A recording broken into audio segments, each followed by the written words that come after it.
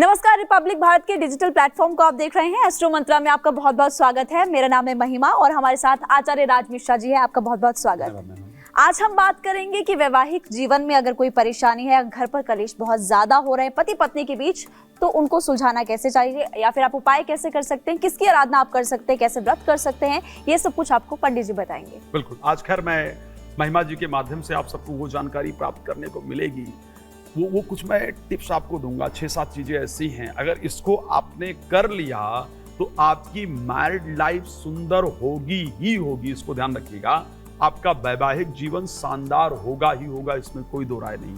तो बस आपको क्या करना है, इन सारी चीजों को नोट करके रखना है और वैवाहिक जीवन बेहतर हो तो शायद जिंदगी बड़ी सुंदर निकल जाती है। और अगर वैवाहिक जीवन प्रॉब्लमैटिक हो तो ऐसे कंडीशन में आप कितना भी धन इत्यादि अर्जित कर लें, लेकिन जीवन में प्रसन्नता नहीं प्राप्त हो पाती है। तो मैं धन्यवाद करता हूँ रिपब्लिक भारत का और स्पेशली महिमा जी का, जो बिना विवाह के भी आपके वैवाहिक जीवन की चिंता कर रही है। जी महिमा जी। हाँ, तो आप सबसे पहले ये बताइए कि विशेष पूजा होती है, अगर कलेश बहुत ज्यादा हो रहे हैं तो वो कैसे ठीक होगा? हाँ, अगर गृह कलेश हो रहा है, आप बार बार अपने पर्सनल लाइफ को लेकर के बहुत ज्यादा परेशान हैं, तो एक एक चीज नोट करा रहा हूँ। प्लीज पेन और पेपर लेकर के और इस वीडियो को चला करके एक एक चीज नोट करते जाइए। बड़े काम की है आपके जीवन को परिवर्तित करने के लिए, स्पेशली वैवाहिक जीवन में हैप्पीनेस लाने के लिए इससे बेहतरीन तरीका नहीं हो सकता है। सबसे पहले वैवाहिक जीवन को सुंदर करने के लिए क्या करना चाहिए? एक तो जिस कमरे में पति पत्नी सोते हैं उसमें कपूर रात्रि को जरूर जलाना चाहिए। सोने से पहले सुगंधित कपूर इत्यादि जला दें, जिससे शुक्र तत्व उस कमरे का स्ट्रांग हो जाए। शुक्र प्रेम का प्रतीक, प्रेम प्रतीक का कारक प्लैनेट है, तो उसमें जो आपसी विचारों में मतभेद होगा वो खत्म हो करके प्रेम स्ट्रांग हो जाएगा, आपका वैवाहिक जीवन सुंदर होगा। दूसरी चीज क्या करना चाहिए, अगर पॉसिबल हो तो जो खिड़की आपकी है जिस कमरे में आप सोते हैं, तो वहां पर कोई फूल का गुलदस्ता जरूर आपको लगा करके रखना चाहिए। इससे आपका वैवाहिक जीवन बेहतर होता है। अब तीसरा, शादी नई नई हुई है या होने जा रही है तो क्या करना चाहिए? अष्टमी के दिन, ध्यान रखिएगा, अष्टमी तिथि जब आए उस दिन पति को पत्नी के मांग में सिंदूर जरूर भरना चाहिए।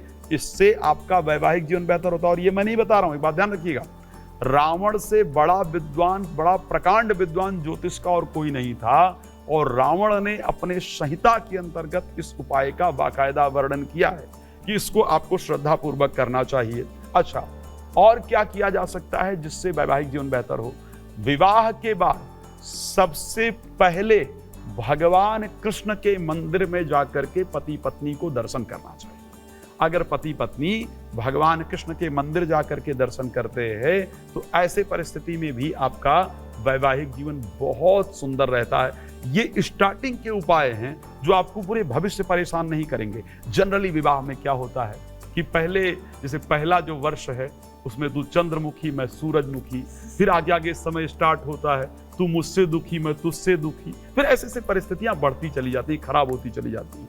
लेकिन अगर शुरू में ही जो उपाय बता रहा हूं इसको कर लिया तो वैवाहिक जीवन की दिक्कतें सदैव के लिए दूर रहेंगी।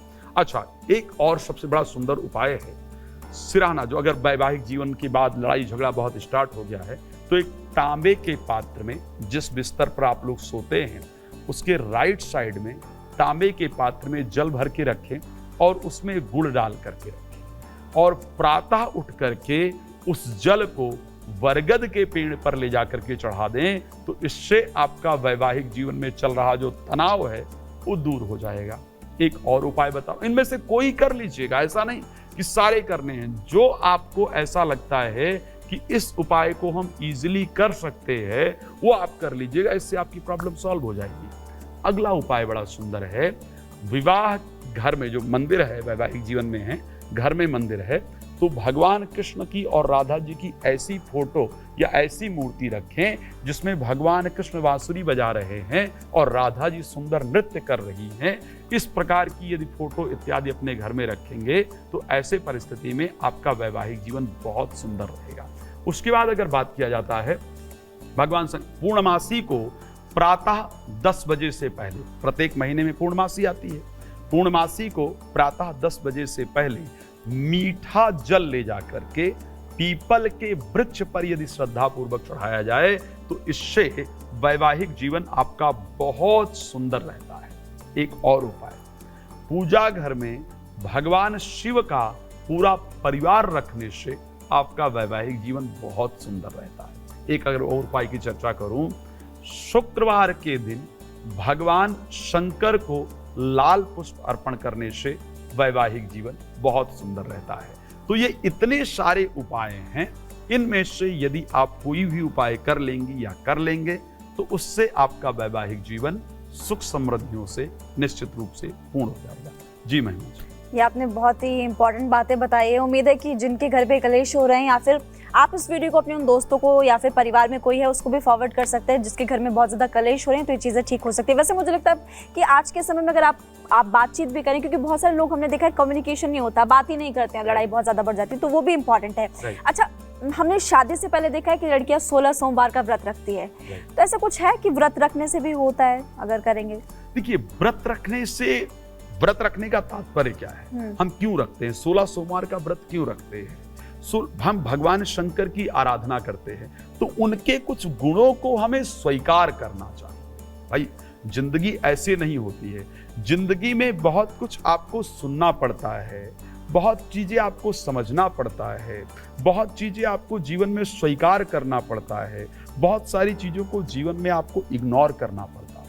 इन सभी चीजों को मिला करके आपका वैवाहिक जीवन बनता है। तो जब 16 सोमवार आप रखते हैं तो आप भगवान शंकर की आराधना करते हैं, और भगवान शंकर के जीवन में देखेंगे तो सब कुछ विपरीत है। भगवान शंकर ने क्या स्वीकार किया जिसको किसी ने स्वीकार नहीं किया? भगवान शंकर ने भूत प्रेतों को स्वीकार किया।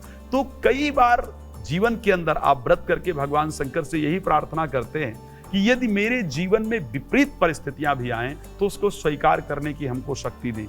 तो भगवान शंकर की आराधना से तो कुछ भी पॉसिबल है। तो जो 16 सोमवार करते हैं, अगर वो हमेशा अपने मस्तिष्क में भगवान शिव को बिठाए रहें तो वैवाहिक जीवन सुंदर होता है।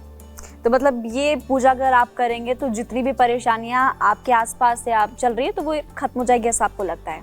मुझे नहीं लगता है खत्म हो जाएंगे, श्री रामचरितमानस कहता है।